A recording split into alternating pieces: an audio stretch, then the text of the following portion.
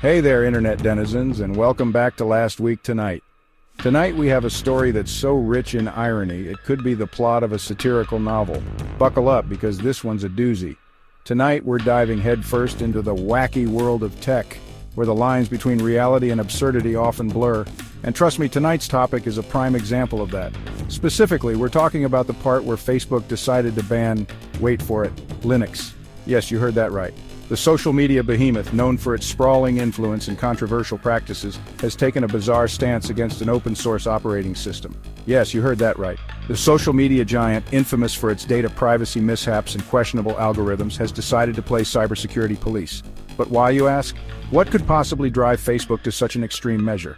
Well, according to Facebook, Linux poses a cybersecurity threat. Yes, that's right. The very same Linux that powers countless servers, including those at Facebook itself. It's like a plot twist in a bad movie, but this is real life. And their weapon of choice?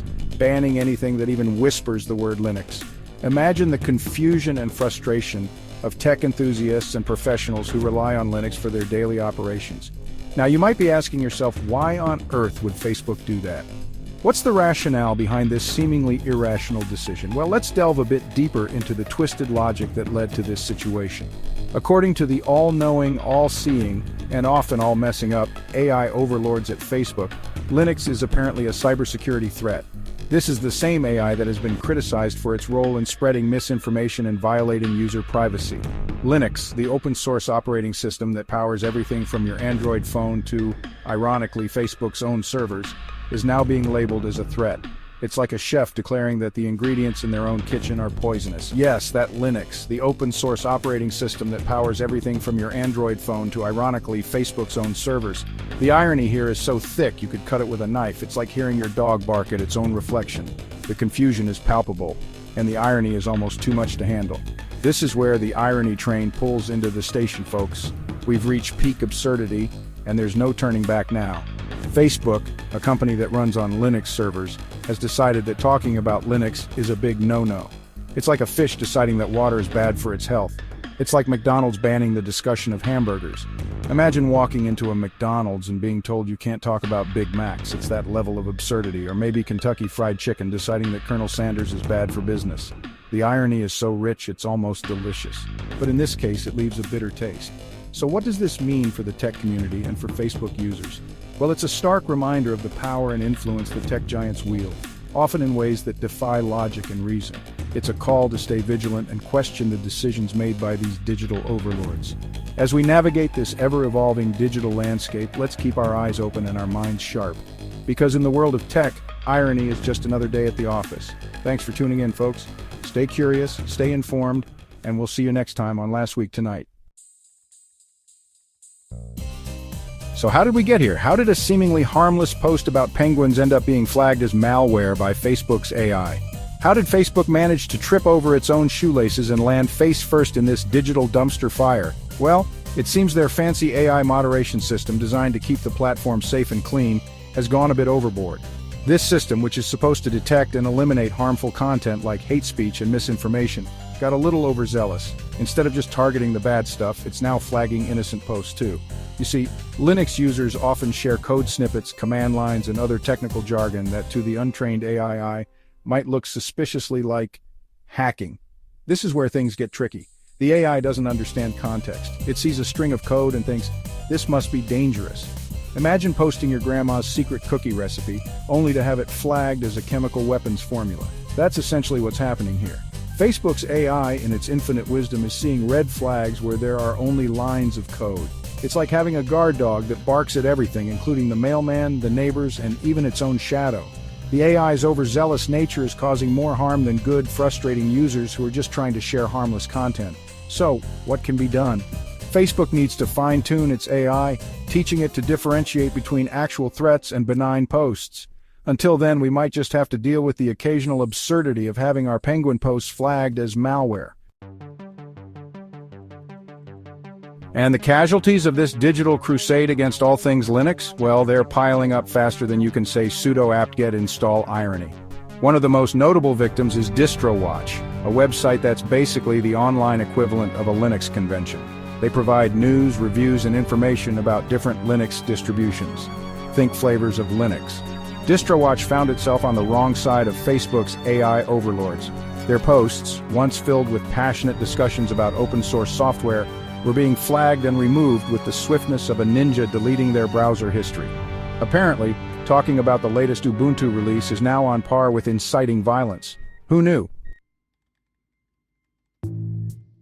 But here's the kicker, folks. Facebook, the self-proclaimed guardian of online safety and security, has a security track record that's about as solid as a house of cards in a hurricane. Remember Cambridge Analytica?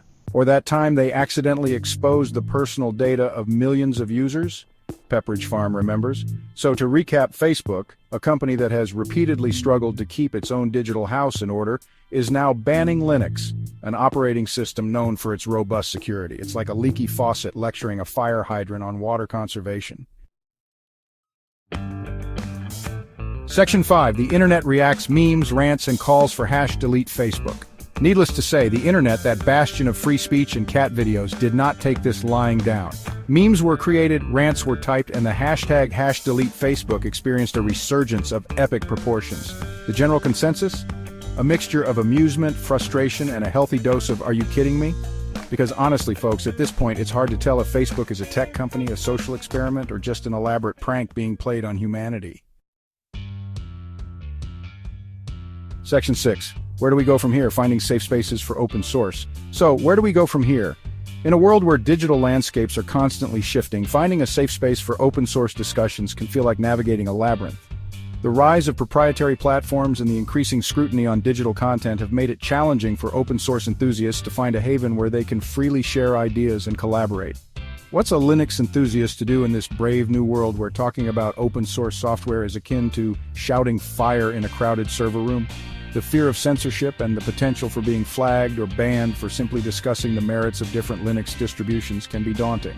Well, fear not, fellow penguins, for there are alternatives. Platforms like Mastodon, Diaspora Asterisk, and other decentralized social networks are emerging as safe havens for open source advocates. These platforms prioritize user privacy and freedom of expression, allowing for more open and honest discussions. And even, gasp, good old-fashioned forums are becoming increasingly popular among those seeking refuge from Facebook's censorship. These forums, often run by dedicated communities, provide a space where users can engage in in-depth discussions without the fear of being silenced. These platforms, often run on, you guessed it, Linux servers, offer robust security and reliability. The use of Linux servers ensures that these platforms can handle large volumes of traffic while maintaining the privacy and security of their users. They offer a space for open dialogue and collaboration without the fear of being flagged for discussing the merits of Arch Linux versus Debian. These communities are built on the principles of open source, fostering an environment where innovation and collaboration can thrive. So whether you're a seasoned developer or a curious newcomer, these platforms provide the perfect space to explore, learn, and contribute to the open source world. Section 7. The dangers of censorship and the importance of open dialogue.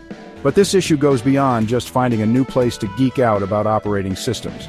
It raises important questions about censorship, freedom of speech, and the role of AI in our online lives.